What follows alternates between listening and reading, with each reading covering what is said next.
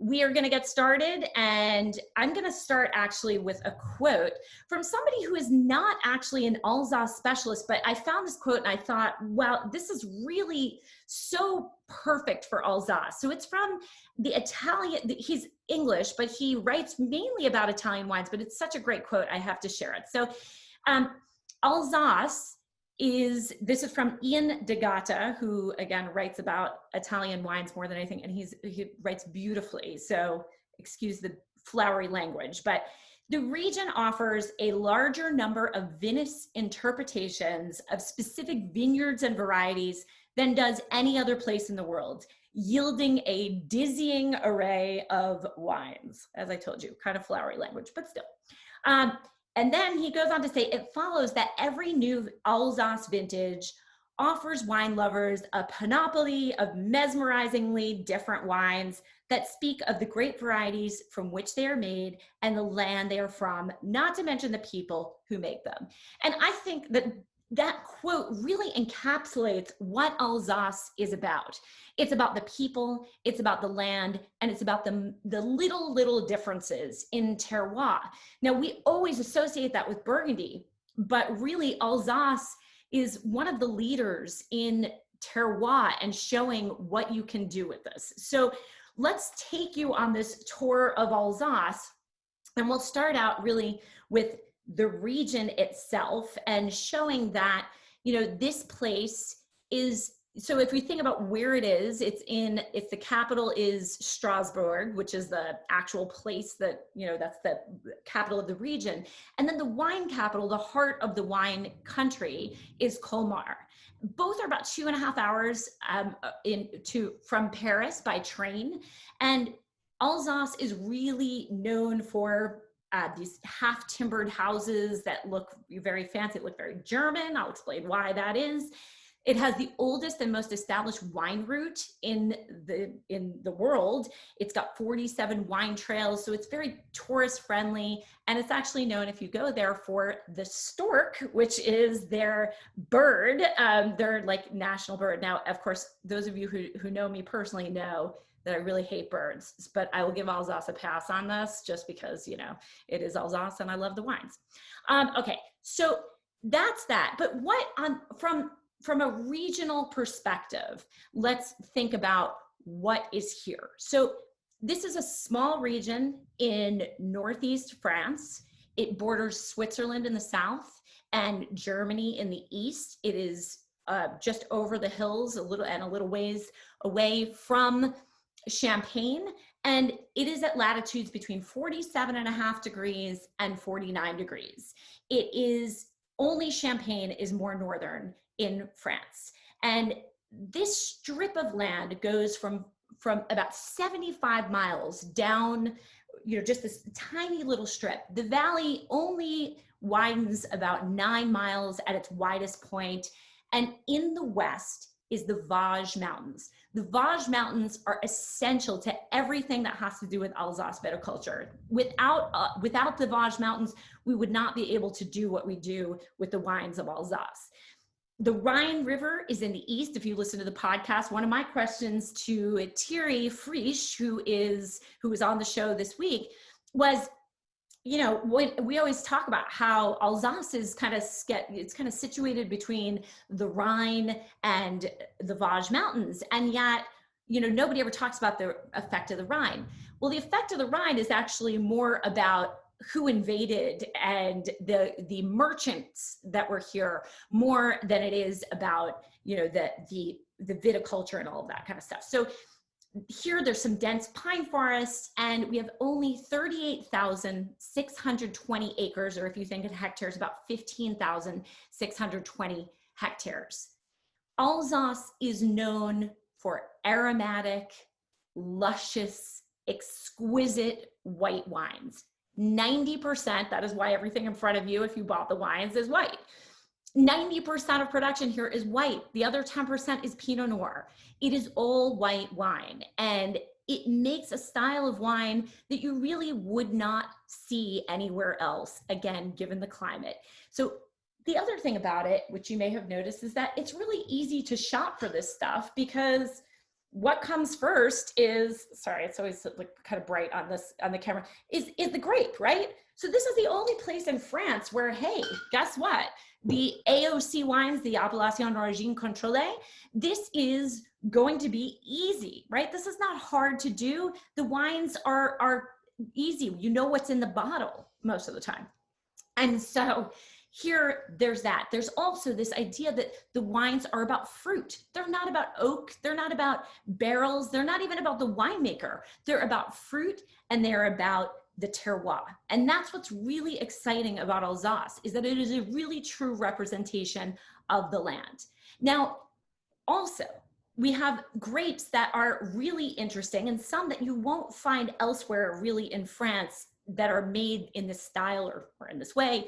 And those are about a fifth of the wines are Riesling, about a fifth are Pinot Blanc, about a little bit less than a fifth is Gewürztraminer. And then there is some Pinot Gris, about 15%, 10% Pinot Noir, and then some Sylvaner, which is really unique to this area. And there's a bunch of Germany too, and Muscat d'Alsace. Now, Muscat is a very interesting grape because, you know, this is a grape that we believe that all grapes derived from. And yet here we see it being vinified as a dry wine. We see it vinified sweet as Moscato d'Asti, and we see it in Muscat de Beaune de Venise, and we see it also in Rivesol in the Languedoc-Roussillon. And so we have an opportunity here to taste a wine that's vinified dry that really we don't see that often. So the other thing about the grapes is that there are 4 grapes that are considered noble grapes. Basically, they're kind of better than the others, or they're just preferred. And those are Gewürztraminer, Pinot Gris, Riesling, and Muscat. So for our Grand Cru, our top level wines in Alsace, those are mainly the grapes that we're going to use. There's a couple of exceptions, but not very many. So those are the grapes that you need to sort of keep in mind when we're talking about this. The entire area makes 10.4 million cases. I looked this up because I was really curious. Sutter Home, you know that brand Sutter Home, kind of junky wine? Sutter Home makes about that many cases. One wine brand makes as many cases as the entire region of Alsace. So when we think about how special these wines are, there aren't a lot of them. I mean, there's Barefoot Wine, if you're familiar with that wine, makes double the amount that the entire region of Alsace makes. So just to put it in perspective, there are about 3,800 wine growers. It's not a lot, but it's a small area, so it's a decent amount, and about 700 producers or 761 individual wine brands. And 26% of the wine is exported. That means most of it doesn't even hit our shores. A lot of it is consumed within France. The producers that are here are all about tradition and about the German influences, the French influences. It's all this mix that's come together. And I'm going to tell you why, because I'm going to tell you about history. And if you don't like history, you can mute it for a little while and drink and then get back. You can come back to me afterwards.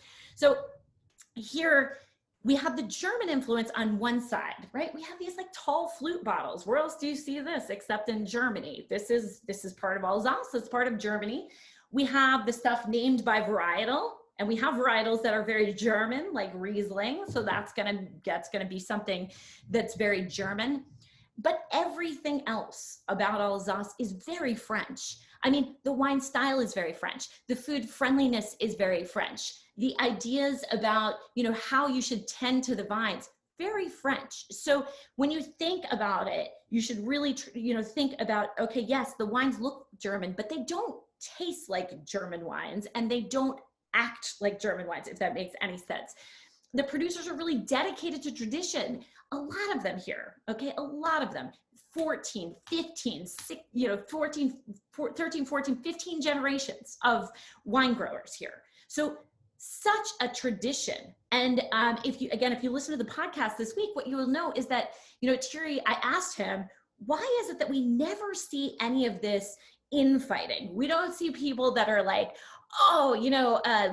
this broke up after such and such years, we're not doing it anymore. So that's not how it goes in Alsace. In Alsace, everything is still, you know, it's still together. The families are still together. They're still going. So really interesting stuff.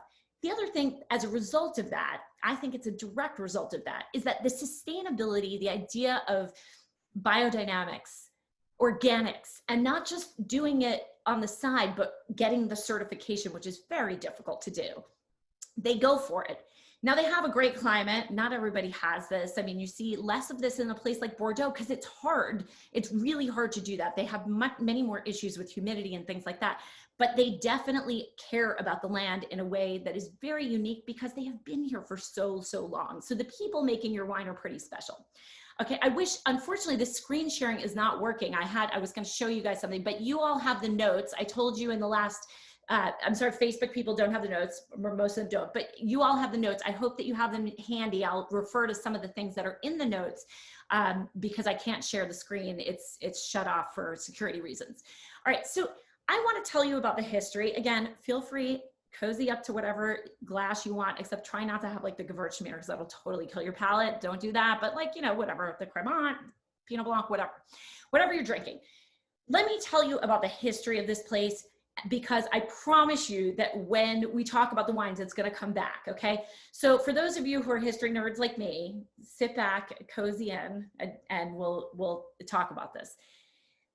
So we know that by the 2nd century AD, the Romans were already fully established here, and that there was wine being transported on both the Mosel and the Rhine rivers from Alsace. So there was already wine being made here, and it was good wine. It was very much praised. We also know that it's a very beautiful region, and as a result of that, people really enjoyed invading it, including in the 5th century Germanic tribes. That is the first time. This is the ultimate ping pong match, and I want you to count as I'm talking through this how many times Alsace has gone back and forth, right? So, you know, okay, so we've got the Germans coming in, these Germanic tribes. Then Christianity hit. You know, the Romans kind of faded away, and then we had Christianity.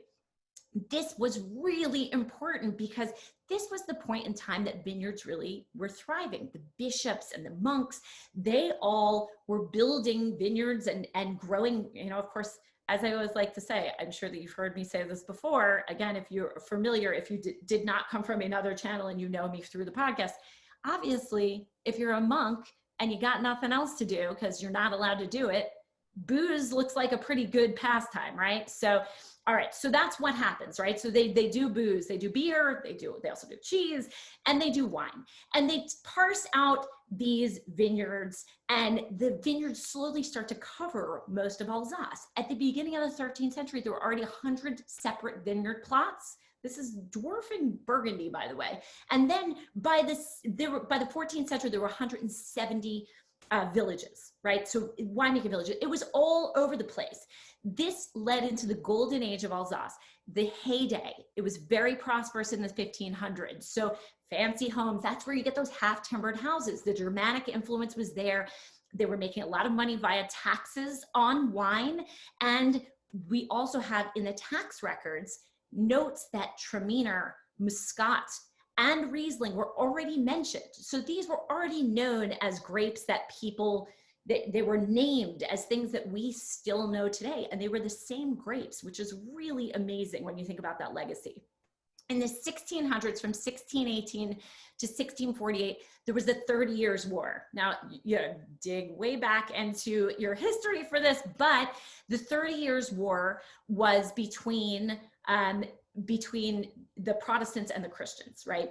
And this went on, and it was a bloody, really ruthless, horrible, horrible war. It was devastating. The vineyards were devastated. They were ruined. There was hunger. There was pillaging. It was a horrible, horrible time. It was only for a 30-year period, but I guess war for a 30-year period is probably not great. But at this point, we see that the river trade was interrupted. And then it's like a 1-2 punch. Then plague came. Not the plague, you know, like the major plague was in the 1400s, but this was another resurgence of the plague. Over the history of time in Europe and actually around the world, there were several, you know, flare-ups of the plague. And we see that happen again here. So it was just a terrible time. At the end of the 17th century, trade resumed, and then we see that the hillsides of Alsace were starting to thrive. And now, again, trade and Alsace's reputation became very, very strong. By the 17th century, ping pong, Louis XIV annexes this area. And similar to, again, if you took the Wines of Spain class, I know a lot of you have, what do we have? We've got, okay, this is an empty area. We don't like the people that are in there. Go populate. We'll give you land. We'll give you land grants, right? This happened in Rueda. It happened in Rioja, and it happens here also. So here you go, right? Go and do what you can and make this a French area. Well, they did that. But then when the French Revolution happened, and we see this, it wasn't just in Burgundy, everything split up, right? So if you've read about this in the book, I talk about how, everything really winds up, just becoming so fragmented that it's hard to, you can't even put it back together now. And so this expansion, this idea that, everybody can get into this, is, or everybody can buy into this, and it's not only aristocracy and it's not only, the monks anymore, really wound up making Alsace very fragmented. And then we had an era of overproduction. Again, something that we see being a problem on an ongoing basis. Ping pong again. In 1871, there was a Franco-Prussian War. The Germans took over Alsace again after that. They looked at Alsace as sort of a cash cow, as an opportunity to take a region that was incredibly, could be incredibly productive, was sunnier, was warmer than a lot of the German regions. And they looked at this as an opportunity to take that and to just mass produce wines. And that is exactly what they did. They were not concerned with quality. They moved, they were using these wines just for bulk wines. They were using their own places for quality wines. Not such a great thing, right? Vin d'Alsace, the wines of Alsace sort of lost their way. Then phylloxera hit, downy mildew, right? Courtesy of us, the United States. Sorry, France. This is not good. World War I went from being at the end of World War I in 1918, went from being the largest German region to being the smallest French region, right? The French government at this point said, look, you were under German occupation, you planted hybrids, we need all of those pulled up. We can't have this is not high quality, we're not gonna do this. So that is, that is how this went down. And then World War II, not very long after, Germans reoccupied Alsace. They asked that all trace of anything French disappear, the street signs, anything that was French. They also did not like hybrids, but they used this area as a place of incredible production and productivity, and they moved all of the production, or most of the production, from the hillsides into the plains. This was a problem because even though they didn't prefer hybrids, and even though they didn't, they were trying to get production out of here, we did not have great production. At the end of World War II, this is 1945. Remember that the Appellation Origine Contrôlée system, the AOC system, that started in 1936. Alsace was really nowhere in that. They were not part of that. They did not get on that train. Yes, at that point, they were part of France, but the wines were not high quality, and they just were not really considered a factor at this point. Incredible, because all the stories are about how Bordeaux and Loire and Rhône and Provence and even Languedoc got AOC status for their best areas. But Alsace was not like that. And that was a huge problem for them. And it probably at this point did not deserve it. But at the end of World War II, when the French took it over, quality started to reign. And at this point, it got exciting for Alsace. In 1949, a decision was made that was really difficult on the vintners of Alsace, but so important. There was an order that said that they had to rip up all the hybrids. And if they did not rip them up, the entire commune would be declassified into table wine.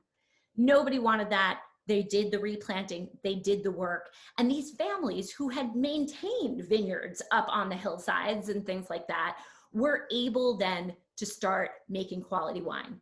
In less than 20 years' time, the quality improved enough so that there was the Alsace AOC. About 10 years later, we had Creman Del Zos, which is the other one. We had the interprofessional committee of Alsace, the Vandan Sardive, come in. They were helping to make the region cohesive and definitely make the wines better. So this story about Alsace, the back and forth between Germany and France, made it such that Alsace became a place that was really behind the 8 ball. It was so difficult for them to get ahead and for them to become really truly part of the appellation system, as they should have been, just like everybody else. So that's sort of the sad story of Alsace. And the better story, though, is that, and I promise we're going to taste the wine soon, the better story of Alsace here is that, you know, the climate could not be better. It's a semi-continental climate. It is dry, it is warm. They have almost no rainfall because the Vosges Mountains create what's called a rain shadow. They block all that nasty Atlantic weather coming in, and they keep Alsace sunny and beautiful. And as a result, you have this very dry climate where it's very easy, not very easy, but it is much easier to do organic and biodynamic stuff.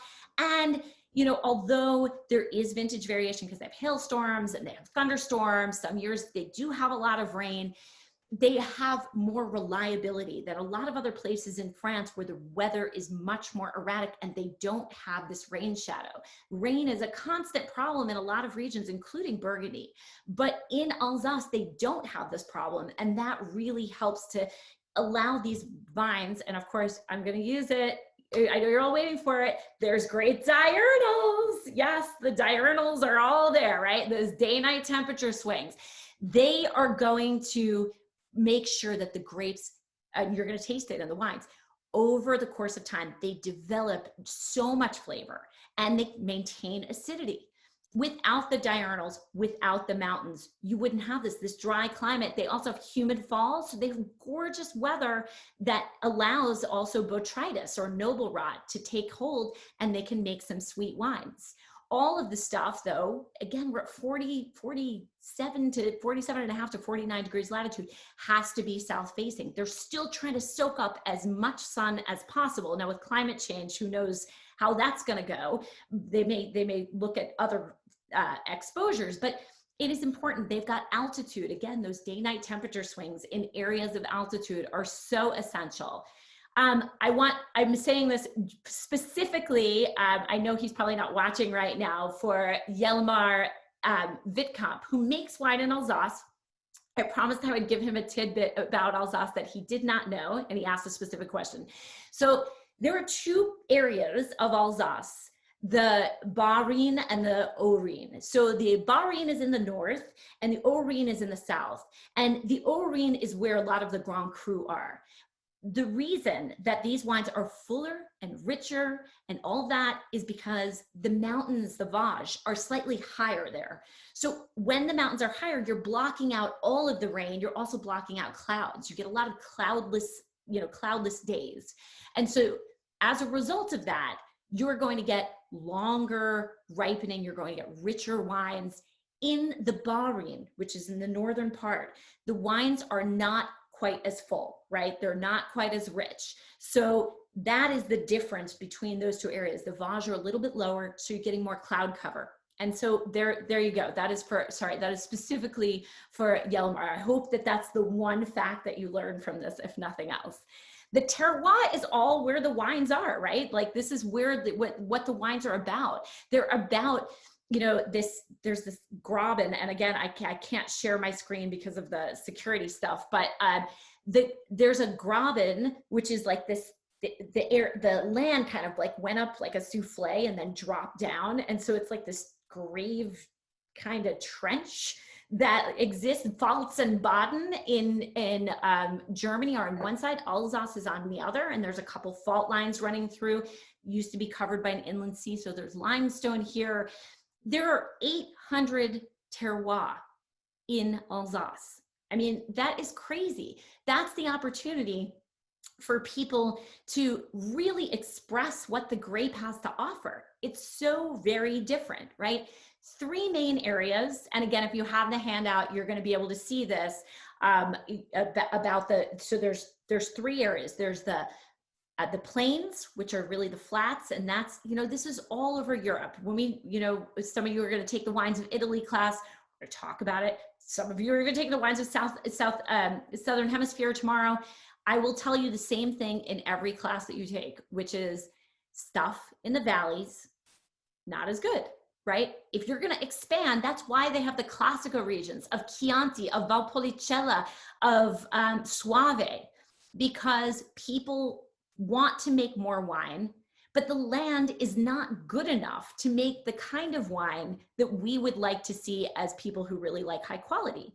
And as a result of that, people say, okay, well, we've got all this stuff on the hillsides and that is really awesome, but what about like this flat stuff over there? Like, what about the valley? Like, we could do some stuff there. It's not necessarily bad, but the soil types that are down there are alluvial and colluvial, so they could tumble off the mountain. They're more fertile, and that is going to make wines that are a little bit less flavorful. The vines are not going to struggle as much. Where you want to see really good stuff is the same place everywhere. I'm sorry to say, our friends in Napa Valley, the valley floor is not where most people grow quality wine. It's on the foothills, and that is exactly where they grow it in Alsace. The Grand Cru, the best vineyards are all on the foothills. That's going to be deep soils, but it's going to make the grapes really go down and struggle, okay? So this is what you want to make these grapes do what they should do, which is get flavor and complexity and ripen over the course of time. That's going to be different from the top of the slope, where you will have thinner soils that are not going to be quite as good. So 13 soil series, really amazing. Again, on the handout, you'll see the stuff that is in the mid slope: sandstone, limestone, marl limestone, amazing stuff, right? So this stuff is going to create stuff that is expressive. The varietal is really going to show through. They're going to be well structured. They'll be spicy. These wines are really something great. And in other areas, like some of the volcanic areas, also make some really great stuff. And then there are things that are alluvial and some, that are good, but they're just not as amazing, right? They're not as amazing. So we'll go over the classification, but this is it, and then we're going to taste. 71% is Alsace Aoc, that big bucket. Why is that? In Burgundy, it's only 50%, right? Burgundy has their regional level, and that's 50%. And that is because Alsace has one option, right? They don't have currently this stricter, leveled system that exists in Burgundy or in even Rhone. So here, 71% of the wine is just Alsace Aoc. 25% is Crémant. They make a lot of Crémant. I'll tell you about that in a second. And then there is the rest, 4%, that's Grand Cru. And again, we'll talk about that later. So in the works, they are trying to push through, but French law is really hard to change. They're trying to push through a commune level, which would be fantastic, right? That's that kind of middle space, the middle ground. That would be great. It would be great for us because we could taste a little bit more complexity, but not have the hole in our pocket that we might get from the Grand Cru. So they're working on that. They also, and so right now they can put that on the label, but it's kind of, until it gets codified, it's very difficult for us to be like, oh, well, I know what that is. That's a Appellation Bergheim AOC, but that's not happening quite yet. We're waiting for it, according to Thierry. Then also Premier Cru. Right now they're just Ludi. Ludi are the small vineyards or the vineyard areas. And Ludi may be on Aoc Alsace, but really we hope that those will become the Premier Cru. So they're not quite Grand Cru, but they're Premier Cru. There are 51 Grand Cru appellations. Each one is different because of the soil types. Also, in sort of the German tradition, lying on top of these things, okay, and again, this is in your handout, it kind of overlaps it can be Aoc or it can be Grand Cru. You will have Vandan Sardive and Sélection de Grand Noble. And those are the sweet wines. Vandan Sardive can be from the noble grapes. Some of them can have botrytis, some won't. And then the really fine, expensive, almost, akin to Trockenbrunn Alsace, if you know TBA wines from Germany, these are passed through the vineyard several times. I mean, it's Sauterne, all of the sweet wines that have botrytis, it's all hand-picked, all hand-done. It's pretty amazing. So those are the classifications. That is the Alsace. Before I move on to Crémant, does anyone have any questions about any of the overview? I'm going to now pay attention to the chat because I haven't been doing that. If you have anything in the meantime, I am going to take this out of the pot that I had it in because we couldn't find, I'll show you later. It's really pitiful. The way that we do things around here, it's so amateur, it's crazy, but you do what you can. All right, Sylvaner is underrated, says Zach. Monica is calling them, okay. I think I'm missing this out. All right, so I have the Gustave Laurence. This is a Crémant Del Zos. So Crémant, 25% of production here. The way that this came about is that the winemaker Julien Doff went to the Exposition Internationale Universelle in Paris with his dad in 1900 from Alsace.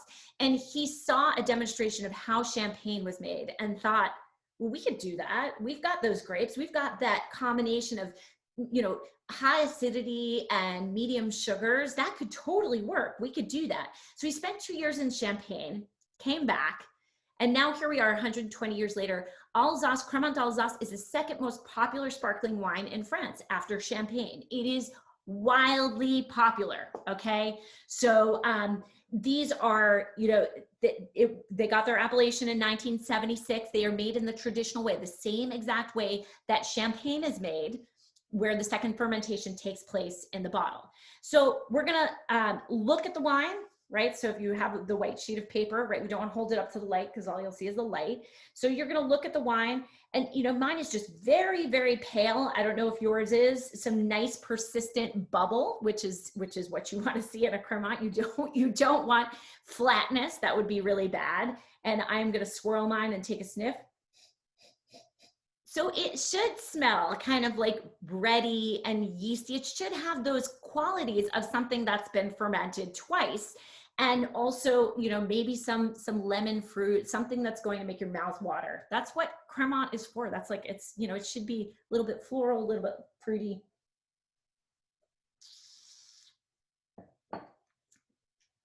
So really nice, like almost like a piece of bread. I really like that brioche note. If anybody else wants to weigh in on what their Arthur Metz Crémant is incredible, says Kate. This really amazing stuff. So here's the deal. I'm going to also try the rosé in a second.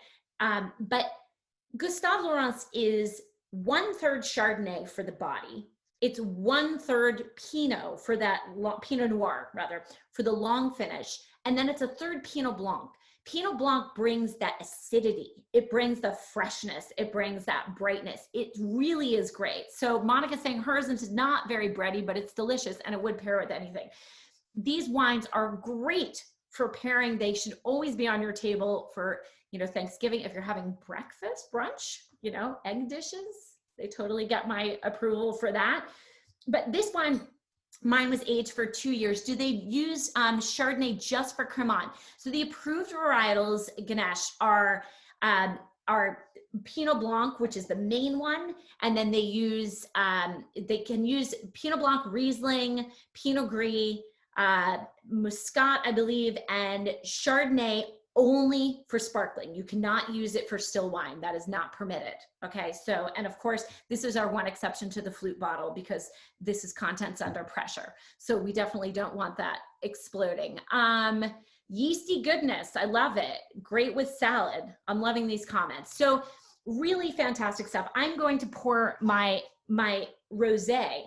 Now, I have to say this is one of my favorite wines to drink, the Crémant d'Alsace Rosé.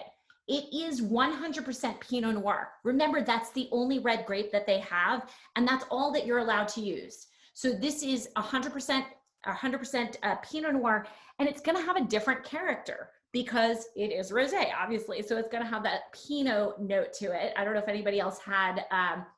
Chris is asking the minimum age. Sorry, I should have given the requirements for Crémant. So Crémant is, it has to be at least 9 months on the lees. But like I said, some of them do far longer than that. Mine was 2 years before disgorgement.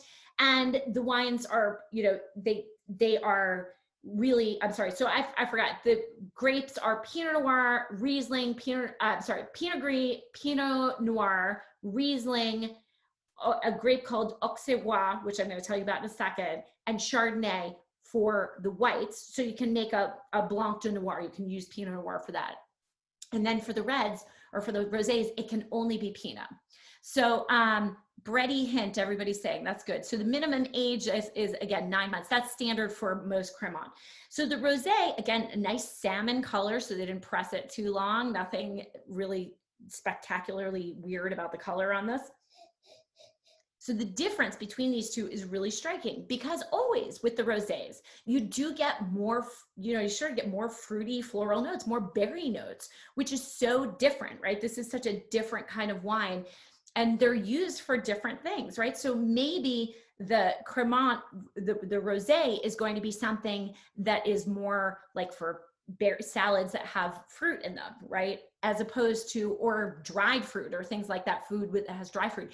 And the Crémant Del Zos, the regular thing, would be more about fried foods or, you know, cod, you know, seafood, things like that. Really things that are going to go very, very nicely with the bubble and the acidity. So acidity, like things in lemon sauces and stuff. So again, just really nice mouthfeeling, much more berry note, fuller body, a little bit richer. If you were not able to get, I see that some of you said that you weren't able to get the Crémant, look for it for sure. Definitely, I want you to try a rosé though, and in another point in time, because they are just so fantastic. And it's a steal. It's such a great bargain for what it is. Really, you can't really beat it. It's fantastic. Okay, so any questions about Crémant? Nope. So people are excited to try it. If you don't have it, that's fine. All right, so let's move on to the AOC wines, which is the bulk of what we're going to taste, and then we'll taste the Grand Cru together. Well, if you have a Grand Cru, you'll taste it, and if not, I'll tell you about it, and then you can decide whether or not you want to get one in the future, right? So Alsace AOC, I've already told you, 71% of production.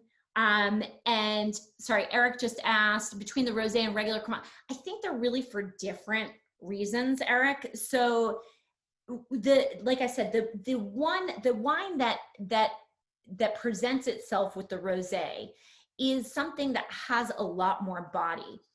In a sense, and I find this even with, you know, the most basic of the Crémant from Alsace, the rosé, they have, they are, you know, Thierry said this, and I think it's an excellent point.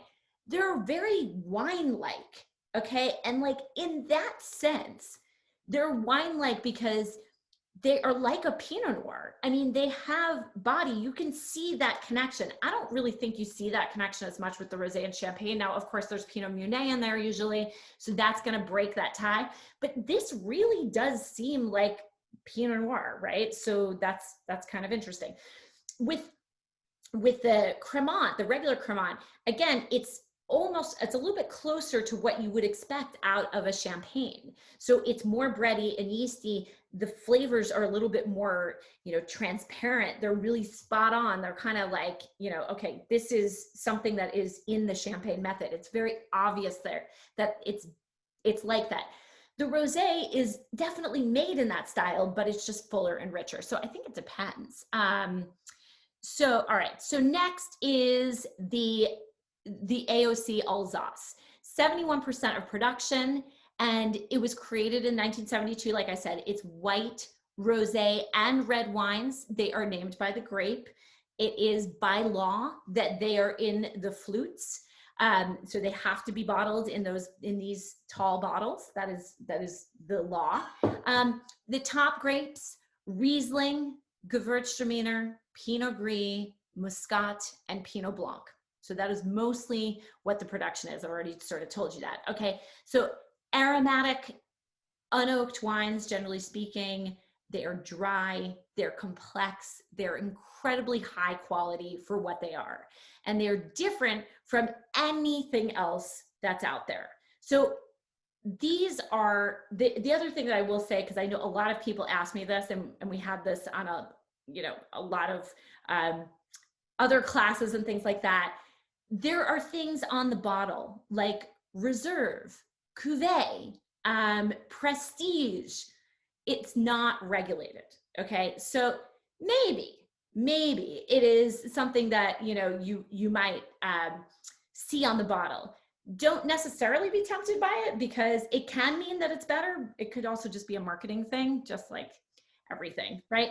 All right, so that's important to know. Also included, and I know a lot of you have asked me about this before, what is gentil? Gentil is, it says like basically kind of like gentle without the E, and that is a minimum of 50% of the noble grapes, Gewürztraminer, Pinot Gris, Riesling, or Muscat, with 50% of other stuff. All of that stuff has to be vinified separately, and then it comes together into a blend, and it is soft, it is early drinking, fruity wines, okay? And there's also a wine called Edel Speaker. Now, Edel Speaker is also made in Germany, and there's really no regulations on that. It can be all of the Alsace AOC varietals that are approved, and it doesn't have an indication of percentages. You can vinify it together or, separately. Now, I don't know if this is the case in Alsace, and Stephanie and Beth maybe can clarify, because they work with the Wines of Alsace. But in Germany, the way that they use Edel Speaker is that it is a blend that they use to help with the barrels. So strangely, when I went to Germany, one of the biggest shocks to me, and they do this in Alsace too, they also do it in Piedmont, they use giant barrels that are steamed. They don't have flavor, they're not toasted, there's no oak involved. They take these huge, huge barrels and they steam the inside of them. They're looking for a neutral platform. And the best wines are eventually going to be stored in there. It's for a very specific reason, and that reason is that the transfer between any tannins that are there, or the transfer between any flavors that are there and the oak, are going to smooth over time. Surly aging can happen in those barrels. They just really create very gentle flavors, and they're all about the purity of the expression of the grape while smoothing out some of the textures. But even though they steam them and they wash them and everything is really, really, unbelievably meticulous, still, a lot of the producers don't trust it when they first get these barrels. So the first one or two vintages, they put in the Edel Speaker. So that is one thing that I know, so sometimes you may get a hint of, a little bit of oak, at least from the German ones. And I think the same applies to Alsace. All right, let's talk about Pinot Blanc. Oh, Pinot Blanc. Pinot Blanc is a strange thing in Alsace. It's not what all of the other grapes are like here, because it's not exactly Pinot Blanc. So yes, Pinot Blanc is 21% of plantings. It's a fifth of plantings. It is used a lot for Crémant, right? So a lot of that goes right into Crémant. But we see varietal Pinot Blanc all the time. Pinot Blanc came from Burgundy. It is the white Pinot. It mutated from Pinot Noir. That is, that's the mother grape of anything that is named Pinot. It is early budding and early ripening in a lot of places. It's easier to grow, far easier to grow than Pinot Gris or Pinot Noir. It has these really small clusters that are very compact, that can be kind of bad sometimes for rot. So it can be susceptible to that. For a really long time, people thought that Pinot Blanc was Chardonnay. It shares a lot of the characteristics of Chardonnay. It kind of has lower aromas. It has medium acidity. It has a medium body. It's, you know, it takes okay to oak. It really falls right into that Chardonnay world. So yeah, a lot of people thought it was Chardonnay, and eventually it turned out that it was not. But in Alsace, it can be blended with Auxerrois. Now, Auxerrois is native to the area around Alsace. And it is also, you know, kind of early ripening, but the difference between that grape and Pinot Blanc is that it is fuller, it is richer, it's more tropical, it's more like lemons, but like lemon cookies. It can be like petrol, it can be rich. It fills in all the holes that Pinot Blanc, which can be super, super, you know, kind of cantankerous and really acidic, can be, you know, it can be a problem. So let's taste our Pinot Blanc. Mine is 70% Auxerrois, so I'm not sure that we want to call it that, but we'll call it what it is. All right, so again, looking at the color, much darker, mine at least, than the Crémant. The Crémant is picked very early, and although these skins are pretty light, we're getting a little bit of color from contact. It's warm area here, so don't expect really, really pale, you know, pale grapes. All right, so swirl and sniff. So really, really quite lovely. So lots of those lemon lime notes. I'm getting a little bit of tropical note, some mineral note, apple, things like that. And it's making my mouth water. So you know that it's sort of acidic. It smells like that lemon. We're in that citrus world.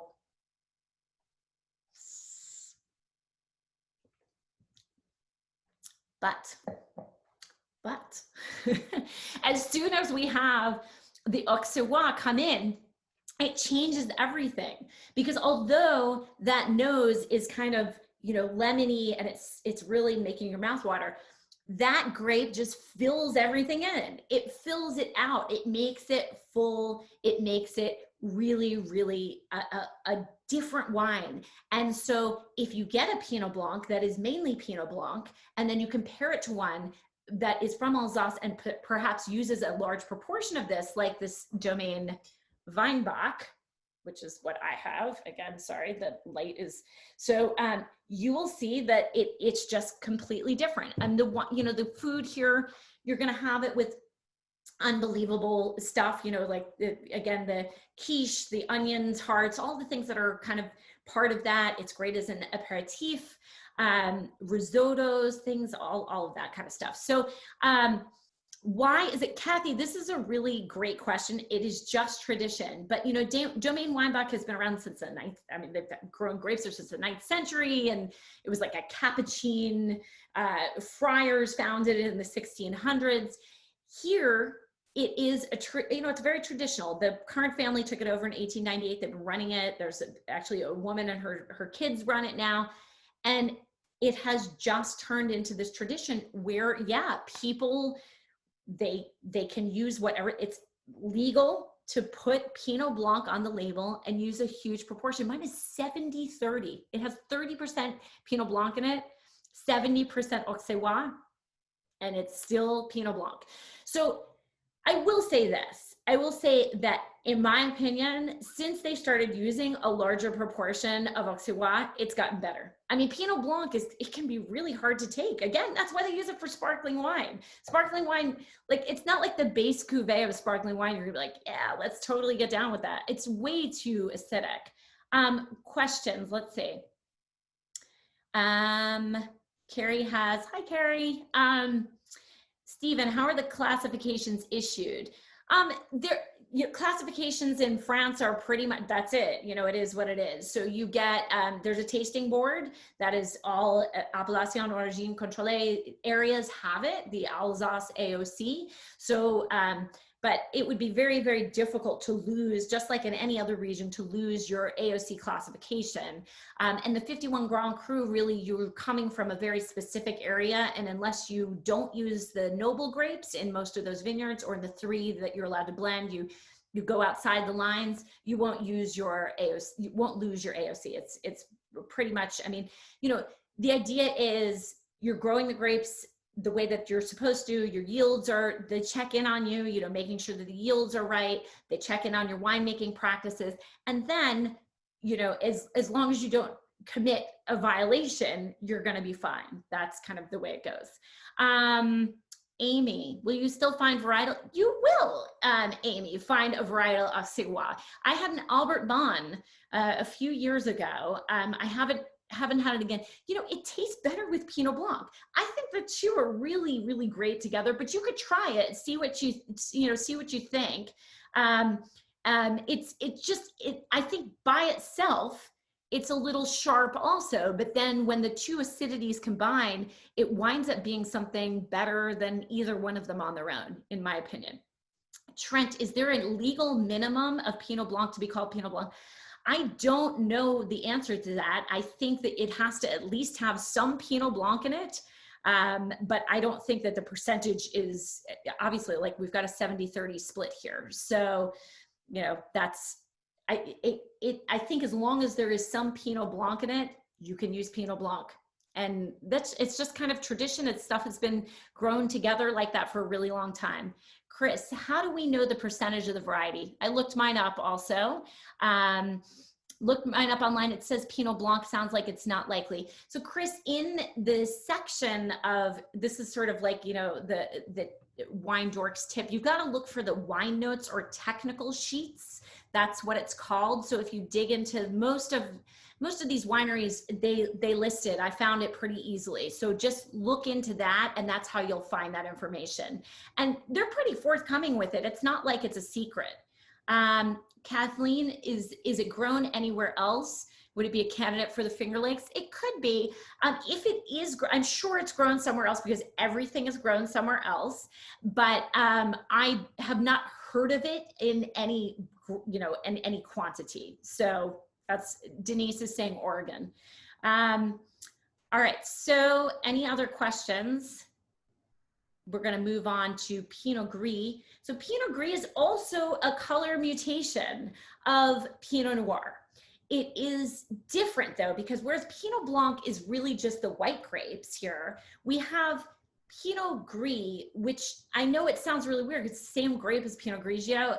It has a lot of color. Like, it is not a consistent white grape by any means. The stuff is kind of pinky purple, and it can even be as dark on some of the berries as dark purple. And this mutation of Pinot Noir occurred actually in a bunch of different places, kind of simultaneously. It was noted in Chassagne-Montrachet in Burgundy. It was noted in Pfalz and Baden in Germany. And so we know that it evolved. So of course, Pinot was brought from Burgundy over to those areas in Germany where they could grow Pinot Noir, and Pinot Gris started to mutate. So we see that this has happened, but it is a very old grape. It was mentioned in the Middle Ages. It was called Formateau or Malvoisie in the Middle Ages. Ruhlander in Germany, which it's still referred to in some parts of Germany as Ruhlander. And it has been around for a really long time. Also, it used to be known as Tokai Pinot Gris until Hungary kind of won that battle. It was mostly because they were making, you know, they were making a reference. Of course, at the same time, Tokai was using Medoc on all their wines, so they kind of hashed that out in the EU, within the confines of the EU, and they stopped using Tokai on their bottles, but it used to say Tokai Pinot Gris. So this grape, like all the Pinots, early budding, early ripening, a little bit more finicky than Pinot Blanc. So this mutation tends to be a little more, you know, a little more touchy, which is so funny because we see it growing in droves. It's the same exact grape in Italy, and I'll tell you why it tastes like that in a second, why it tastes, you know, kind of insipid and not having a lot of flavor. So this grape, which is, by the way, susceptible to botrytis, so it makes really great sweet wines. The Vandan Sardive, the Sélection de Grand Noble, this is going to be a good candidate for that, along with Gewürztraminer. These wines have to be very carefully cared for because the berries can be high in sugar and they can have lower acidity when they're fully ripe. And that can create a bit of a disastrous situation, which we'll talk about again with Gewürztraminer. We don't really want that, right? You've got to control the yields, and you have to make sure that you pick this grape when it's ripe. If you don't pick it when it's ripe, you get Pinot Grigio, right? You get acidic lemon water.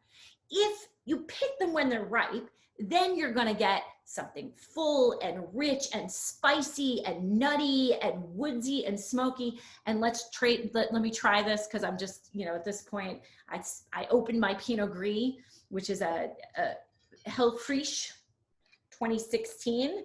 And this is an amazing, or Hellfreak, I'm not sure how to say that. I'm not, you know, my German is not up to par. So except Schneider, I can say that pretty well. So, you know, this again, darker in color. What happens with Pinot Gris is, I've already explained, the skins are dark. No matter how quickly you take them off, they're gonna leach a little bit of color. They have a hell of a time with Pinot Grigio and Pinot Gris. Some of the people that I know who make it, I mean, they just freak out. It is really, really stressful for them to every year to get that coppery tinge out of the wine. They do not want that. They've got to, you know, just press it really gently, not have anything come out of the skins. You're not going to over extract that grape, or else you're going to get color, which is the last thing you want. But it is going to be kind of golden, right? So give it a swirl and a sniff. So mine smells like apricots and peaches. It has this kind of like smoky note and nutty note to it also, which I think is so lovely. And I'm gonna taste it. It does not have the mushroom, which I do sometimes get in those wines, and they're delicious. Oh, Kelsey, chamomile tea. I love when they taste like that. There's Rieslings that taste like that too. So mouth filling. Mine fortunately has good acidity. 2016 was a pretty good year. So we get good acidity here. It's mouth-filling, but still the idea with Pinot Gris is always that it should fill your mouth, but then the acidity should come in. Now, the thing about Pinot Gris, okay, the thing about Pinot Gris is that it's hard to tell, and actually a lot of Alsace wines is the question, and mine does not have the sweetness scale on it. Is it sweet or is it fruity? So for those of you avid book readers, you know that I have put this in the book, and I hope that you have tried that and a lot of the other exercises, which will undoubtedly make you look kind of foolish if you do it in front of other people, but they are really useful. And that is the sugar test. So your tongue does salty, sweet, bitter, sour, umami. And if you want to see if a wine has residual sugar in it, all you need to do is clog your nose so you don't get the aromas up there. Stick your tongue in, make sure the wine gets on there, and then see if this sweetness, you know, factor goes off. So do it. Yeah, there's a little bit of residual sugar in my wine. And you can see if you do the sweetness test, whether you have it too. Pinot Gris, Gewürztraminer, these are wines that are just interesting. Look, it doesn't matter if they taste good, whether or not they have residual sugar in them. The reason that I like to know is because I like to know what the difference is between something that's fermented completely dry and something that has a little bit of sugar in it. The sugar is generally in the form of unfermented must. They will add it back in, and that will give it a little bit of balance, because it generally means the acidities were so high that we don't want that, right? So that's why in Germany we do the same thing. We don't want that acidity to get out of control. So, you know, really it can, but this grape can be absolutely beautiful. And this, you know, the expression of this, the pairings that you can do, again, if it has some of those mushroom notes, those mushroom cream sauces and mushroom-based dishes and seafood and scallops, everything. I mean, it can go with so many things, but it all hangs on that acidity. Okay, so 2016 was a very good year. It was really a great year for Pinot Gris. It was a little bit tougher for some of the other varietals, but there was a mild winter and there was a lot of rain in the spring. So there was some issues with fruit set, but still really a nice spring, and things went really slowly. So it was a very, very long vintage, nice long fall. And so they were able to harvest and get a lot of great flavor out of this. Let me just check the questions. So let's see. So Zach, will the sweetness subside? It will not subside. That's sort of part of the wine. That's not like, you know, tannins sort of, I see what you're saying. So will it integrate?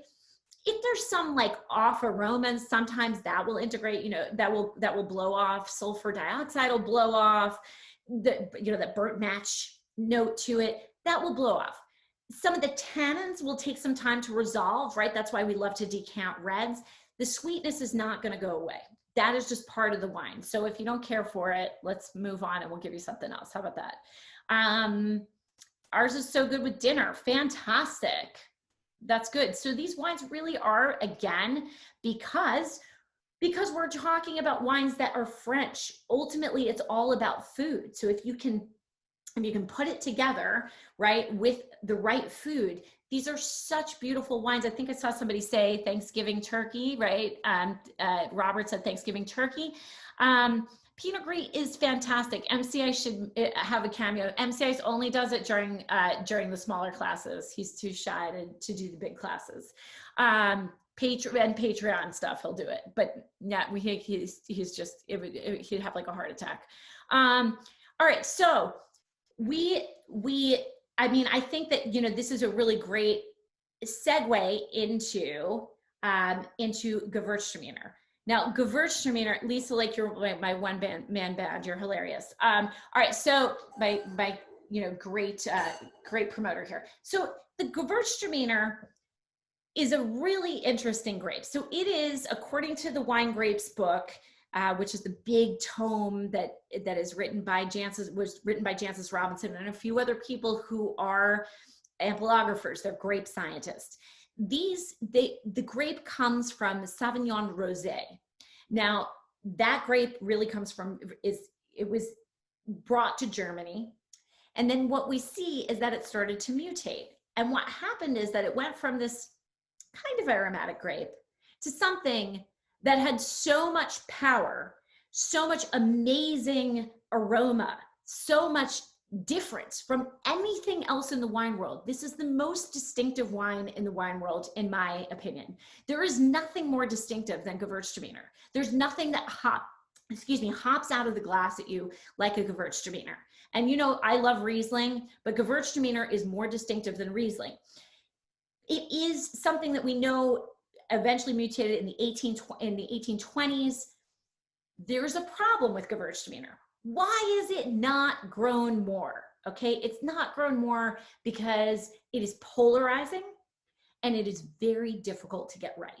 And most people cannot be bothered to get it right. And so when they make it, they can make it really bad. There's mistakes. There's so many mistakes. So first of all, yield. If you don't control the yield on Gewürztraminer, then you know you're going to ruin the aromas. So you got to control the yields. All right. So the worst thing that you can get is a Gewürztraminer that has no aroma and a lot of acidity.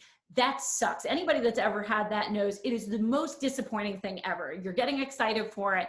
I will say that Alsace does not have that normally. I have tasted that in some American Gewürztraminers, but not in Alsace. Then you've got the other end of the spectrum, which unfortunately is nothing that a producer can do once it goes this way. But if you let those grapes hang too long, then you have all aroma, you have flab, right? It just sits in your mouth like a, you know, just a piece of like, you know, chicken or whatever, just something like sitting in your mouth, just like a flabby something. It's gross, okay? And then you don't have any acidity. The acidity drops precipitously as soon as the grape hits ripeness levels. That's a problem, right? So Monica said arm flab, but Monica, I believe I told you that I had the grandma lobby come after me for saying that. So I'm trying to be more PC. All right. So if you leave the wine on the skins too long, and again, that's the problem with all of this stuff, it gets bitter. Nobody wants bitter Gewürztraminer. All you want is this really beautiful effusive grape. The natural sugar levels are really high. If you look on the back of your wine, likely it's more than 14% alcohol. I'm looking at mine and it is 14. 14% is like du jour. That's normal for Gewürztraminer. It hits these really high sugar levels. It's just the natural way that Gewürztraminer does it. Lower acidities, like I said, you got to be careful about that. But the other thing that they have to do is they've got to suppress malolactic fermentation because the grape is already too much, right? It's already so big. And then you've got to make sure that it doesn't oxidize. So this is not a grape for somebody who's really lazy And the most Gewürztraminer in the world is grown in Alsace. And the best Gewürztraminer is grown in Alsace because they have figured out how to get a balance between acidity and aroma, which is almost impossible. So it's just really, really excellent. It's this Goldilocks, you got to get it right kind of thing. My Gewürztraminer is the Trimbach. It has a little bit of spritz in it.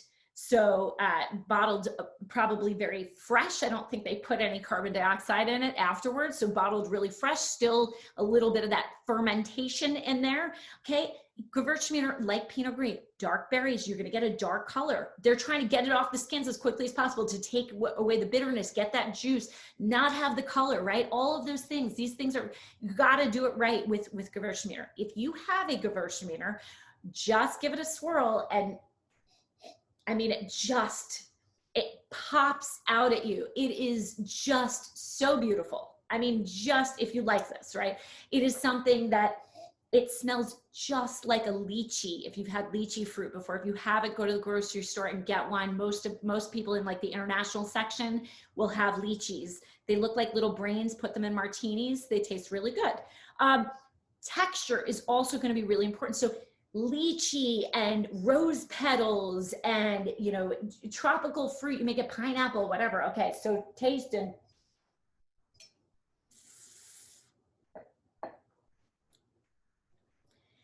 so the Gewürztraminer that I have is a Trimbach. Many of you probably have it too. Very perfumed. They managed to keep the acidity in. There's a tiny bit of bitterness, but it's okay, at least in my opinion. It's not too much. It's okay. It offsets all of that, and it's bone dry. Again, do the sugar test. There's barely any sugar in that. I mean, it's dry. That is drier than my Pinot Gris. Really strong, really powerful, full-bodied, you know, rich and soft, but still with great acidity. Amazing, balanced and lovely. Kelsey, I'm glad you got a good one. So the food pairings for this are, you know, things like coconut curries and great spice, Thai food, Chinese food, you know, roasted duck and sweet and sour sauces, things like that are going to go so well. And you can do it with dry and off dry styles. So the Trimbach is known, just so you know, as a safe bet. Trimbach is known for being very committed to making dry wines. And there are others that do, you know, will play with it a little bit. So that sweetness scale that's coming into effect next year is going to be very important for us. Before we move to the Grand Cru and the Riesling, let me just take your questions. So Kurt, yeah, the foods of Alsace, any recommendations on that? So yes, you can have the traditional foods of Alsace, but most people are not in Alsace. So I'm trying to recommend foods that we generally eat. That's kind of my MO, is to try to give people things that they would have on a regular basis. Sure, there's a lot of things that are native to Alsace. It's just that most people are not going to be eating those things. Margaret, yes. Indian food, Thai, sometimes, you know, Margaret, with Indian food, you have to be really careful because it is so flavorful that sometimes it's too much. So I would just be careful about that. It goes really well with like Munster cheese and actually cheeses of all sorts, kind of, you know, neutral cheeses. So yeah, Stinky Munster, I love it. That's right, Stephanie, thank you. So Kurt made an Americanized Alsace, right? So Kathy, I think you're proving our point, right? So, you know, we need to find foods that we are going to eat. And I understand that, you know, we want to be true to the place, but if it's not something that we can readily get or something that we're going to put into our we're not going to make, I think it's probably better just to kind of steer people towards things that they are going to make, because it would be possible to have, I like what Kathy said with the caramelized onions, right? So that's a big thing. I don't know. I mean, maybe you'll make an onion tart someday and all of these wines will go fantastically well with it, right? So you just have to be coconut curry, right? So Caitlin, way to go. That's really good. Chris with 14% with spicy. I mean, it just depends on the type of spice. I prefer it not with very hot spice also. I'm totally with you on that.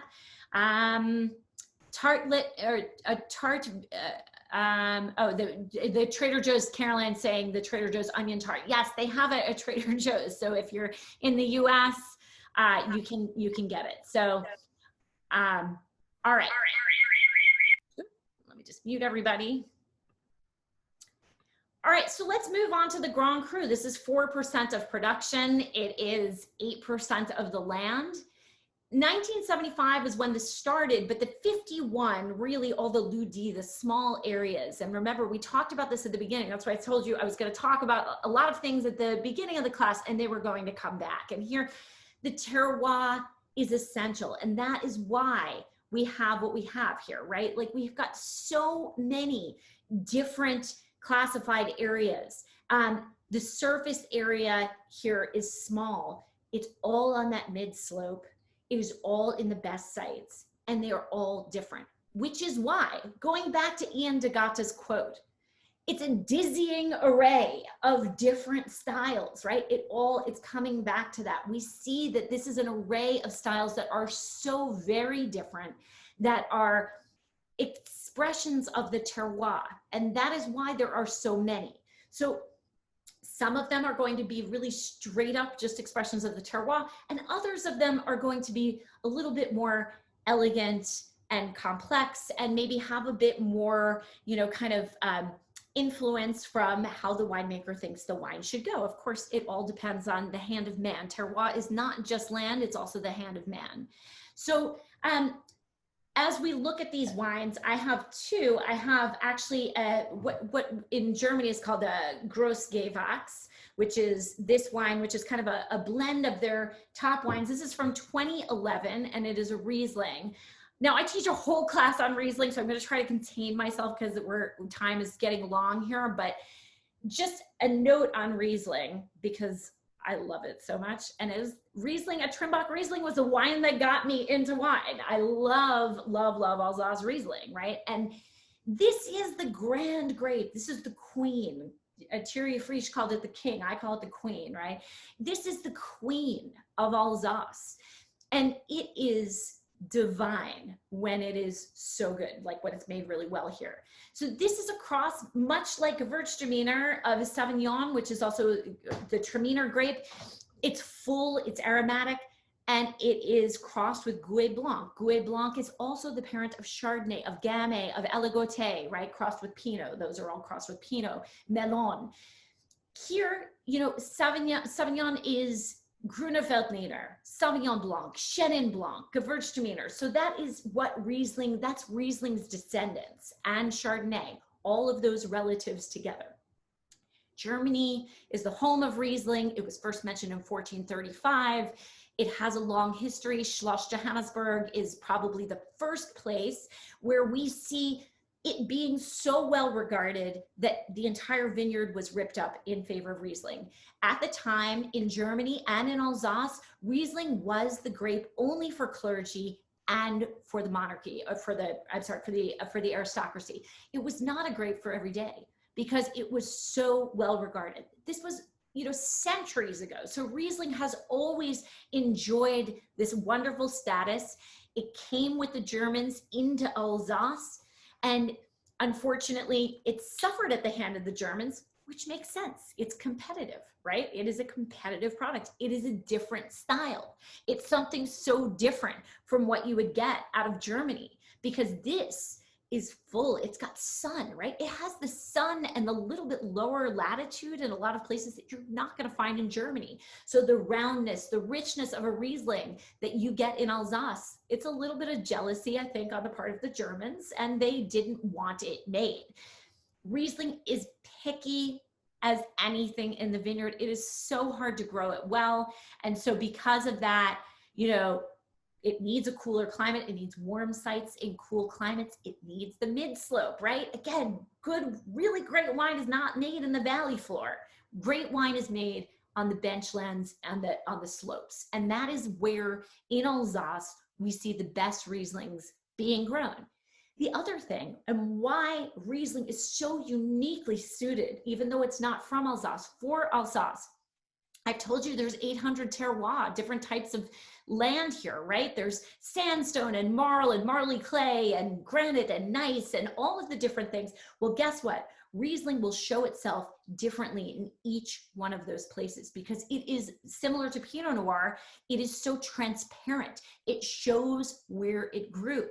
And because of that, Riesling has the opportunity to be special and different and amazing. And so that is, you know, it doesn't mutate easily. So it's the same grape, but the place is where you're going to find things that are just so unbelievably amazing. So, you know, there are decisions made that are going to change. Are you going to put it in stainless steel, or are you going to put it in the large oak barrel, or are you going to put it in malolactic fermentation? But Riesling holds its character. So first I am going to try, I will have the Gros, the Hugel, which is this one. This is from 2011. So these wines can age. Riesling is a great candidate for aging because it has excellent acidity, which is why they can lay down and be so wonderful for so long. Keith, hi Keith. Schlumberger Grand Cru, getting farm tractor on the nose. Maybe they made a mistake. All right, so I'm going to try this one, and then I do have a Grand Cru from Charles Bauer that I'm going to, I will try in a second. And this is a dry Grand Cru. So, so what you should get out of a Riesling is the color is going to range, right, depending on age, depending on how they made it. So Caroline asked, how much better is a Grand Cru going to be? Caroline, I'm not going to say that it's going to be better. What I'm going to say is that not necessarily better, but different and showing that terroir, right? So it is the difference between a simple wine, which is going to show what Alsace Riesling has, and really something that tastes very, very different. It will still taste like Riesling, but something really quite special and totally different. And, you know, again, Alsace has the ability to do this where it's just so different. My Riesling was, I think it was, I mean, it's not super cheap, but it was, I think, $30. So it is possible. So Riesling, peach and pear, this is you know, almost 10 years old. So it's lost some of that in favor of the petrol, which is what Riesling over time in the bottle will develop that. And that wine's gotten better since I first tasted it. It's faded a little bit, so I'm not sure that aged perfectly well, but still some really nice fruit notes, good acidity, all of that. And those, Kathleen, what somebody just asked, it's going quickly, but somebody just asked what causes the petrol notes. This is a subject of great debate. If you go back and listen to the podcast that I did with Stuart Piggott, who is the foremost authority on Riesling, pretty much, there is a chemical compound in the skins of Riesling that will cause it to get those petrol notes with time. It's part and parcel of the grape. However, there was a period of time when people were arguing that this was a flaw. I don't think it's a flaw. I think most people who drink Riesling don't think it's a flaw. If you don't like it, okay, but you know, that's what it, you know, it is what it is, right? If you don't like it, as they say, it is what it is. I try not to use those terms, but all right, so I am going to try the Grand Cru now, and you know, again, very light in color. Mine is a 2017, so still kind of a baby. It is from Eichberg.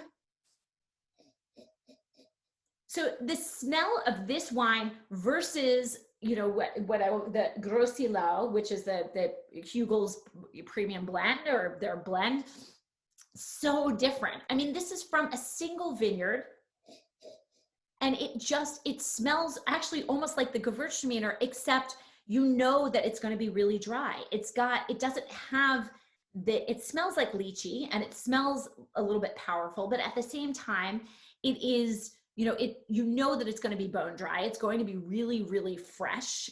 It has all of those characteristics. So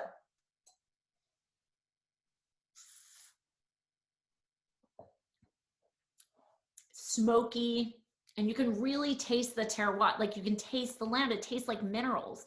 Are all Grand Cru single vineyards? The Grand Cru are, Stephanie, you can weigh in on that. I'm not sure. I think that all the 51 Grand Cru are named. So if you look here, the appellation is Alsace Grand Cru Eichberg Contrôlé. Okay, so that's what it says. So it is the vineyard. That's like, basically that is the appellation. I don't know, and maybe that's what the Hugel is, whether they do a blend of vineyards and you can still call it Grand Cru. Some areas do allow you to do that. I actually don't know whether Alsace allows you to do that, but the 51 are all individually named, and it will say Alsace, whatever the Grand Cru name is, and then Contrôlé. So that is the difference between that and the regular Alsace AOC, and it'll be the difference when hopefully someday they do the commune level wines. You know, these, Stephen's saying their Hugel is drinking like strong lemonade. That's not good. I don't think.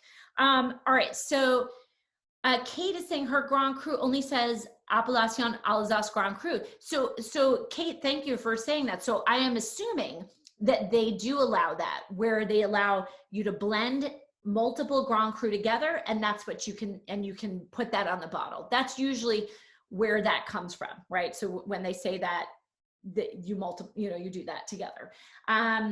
But normally, you know, since 2011, each of those have their own appellation. Kate is a 2018. Kate, I think that's probably what it is, that it's together, right? They blended them all together. And that probably, Stephanie, I would assume that's probably still allowed, because there's a lot of regions that do that, where you can call it, you know, I'm trying to think, I feel like Burgundy has that with their Premier Cru. So you can just I think you can put Premier Cru, and it doesn't have to be a Ludi. Denise, okay, everybody's talking. So I mean, that's all that I have. I hope that you learned something about Alsace. I hope you liked it. I'm gonna tell you one quick thing on Wine for Normal People's behalf, which is that we are doing, again, for the holidays, a book promotion where you can get a personalized book plate. I will send it to you if you send the receipt, and it will be personalized to you. So last year I could not write everybody's name, but this year we expect that it won't be as much. So look out for that. That's going to be on all the social media channels and all that kind of stuff. And obviously winefornormalpeople.com/classes. I know some of you I will see some of you on Patreon in give me like 15 minutes, and then we'll log in and we'll have our debrief there. But I appreciate it. Please, everybody, thank Wines of Alsace. They sponsored this class and made it possible for us to do this. And I appreciate all of you. I hope that you incorporate, not just drink Alsace now, but incorporate it into the roster. Go and seek it out. Try these wines, because they really are quite beautiful, and there's nothing like them. There really is nothing like them. They're a category all of their own, and they are the things, like I said, they're enough to transform. I mean, they transform my life. I don't know if they're going to transform your life, but they certainly will bring you a lot of pleasure. So, all right, thank you all, and I will hopefully hear from you. And it looks like people, it's better than Sutter Home. I hope that you enjoyed the class, and it will be up on YouTube. So if you want to watch it again, there you go. All right, I'll see some of you in 15 minutes, and I will see others of you online. Thanks so much, guys. Thank you. Bye.